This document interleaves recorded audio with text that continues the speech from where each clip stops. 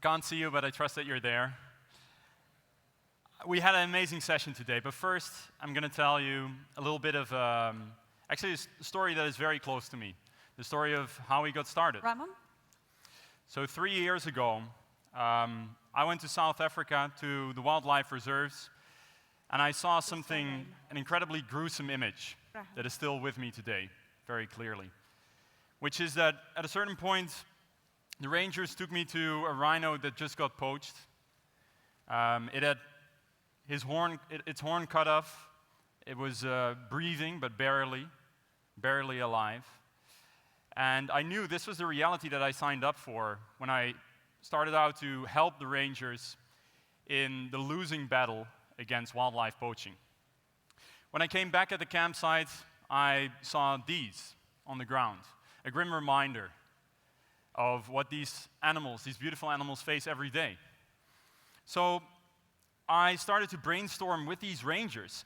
How can we use technology to accelerate their efforts, to help them get the competitive edge against these poachers? They were already flying with drones. This is Robbie here, launching his drone. But they are incredibly understaffed. So they have to operate such a drone with 5 people because there's a lot of different moving parts. So I thought this is the perfect place where we can use the automating power of AI, the optimizing power of AI for good. So that's exactly what we did. And we got 50 AI engineers from all across the globe together and 10 different partners, amongst which Stanford and Cornell, to solve this problem. And we developed an autonomous drone with thermal cameras to search for these poachers in the wildlife reserves, being a real force multiplier, as Robbie says, for their efforts. Now, since that, so this is the result here, as you can see, and our machine learning models are flying over the savannah now on multiple nights, a week and a month, detecting humans, poachers, in the wildlife reserves.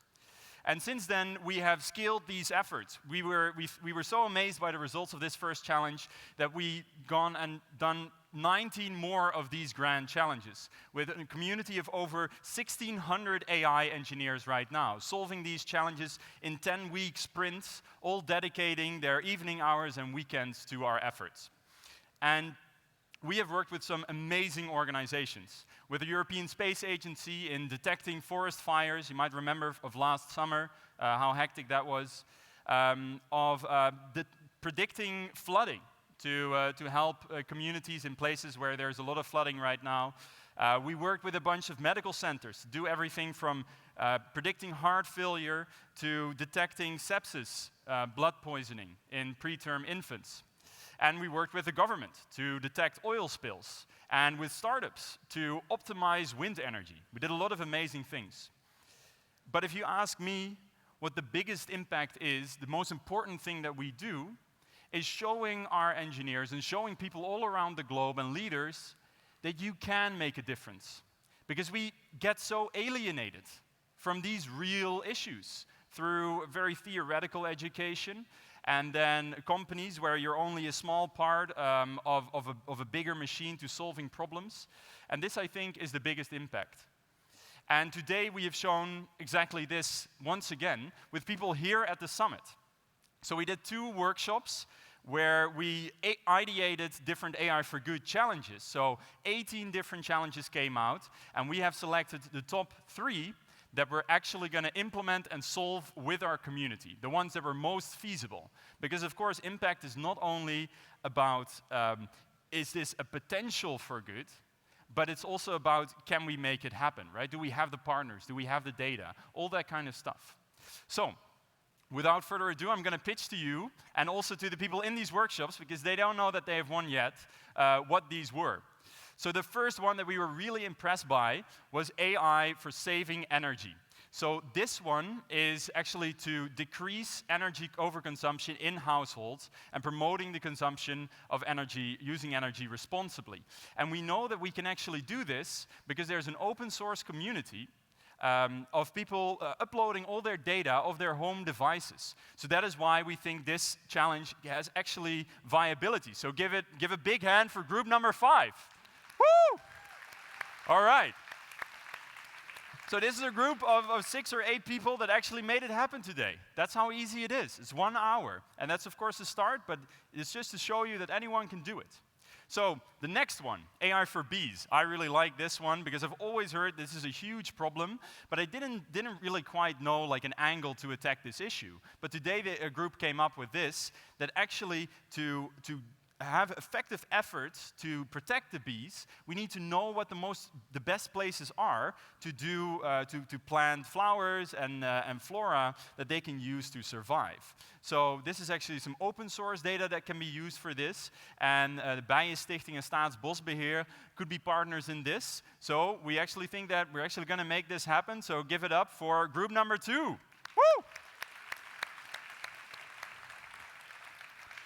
All right. And then, group number 7, AI against illegal dumps. So this is about detecting the illegal dumping of waste in the world, which causes a lot of leakage of all these fine particles into the groundwater and all that awful stuff. And this is another one where we can use satellite imagery, where we can use our partnership with European Space Agency and Planet to actually make this happen. So give a big hand for group number 7. Woo! So I hope that this has shown you that it is just within grasp to make a positive impact. It is something that anybody can do, but it is about choosing to make an impact, right? It sounds so simple, but you might work in a job where you have to, daily you kind of like not make the decision to stand against the wrongful use of AI or the neutral use of AI, and you can actually make an impact here by choosing what you do and do not work on. If AI is a tool, and if it is going to be the brick that you use to throw in a window, I suspect that nobody is doing that here, or the brick that you're going to sell the shit out of on some e-commerce platform, or the brick that you're going to build a house with, that is completely up to you. Because those organizations that cannot innovate with your brilliant mind, they die, because they lose their competitive edge. And this is the little bit controversial idea that we have with Fruit Punch AI, that if we get people to apply in the mindset of applying AI in an ethical and sustainable way, give them the tools, make them willing and able, that we can actually cause a giant shift, a bottom-up shift in how people apply AI. And the best way to do this, of course, is to join our global community. So join people that are like-minded, that believe this crazy thing that you can actually make a difference. And so I invite you to really just join us to come up with the idea that you're most passionate about, really grab it by the ovaries, and join our global community of AI for Good engineers. And help us train you, get you ready to make a real impact in the world. If you're a leader, take your problem. If you're at the government, help you unlock that data so that more people can benefit from it. And join the AI for Good community by joining Fruit Punch AI. Have a very fruitful day, and see you soon.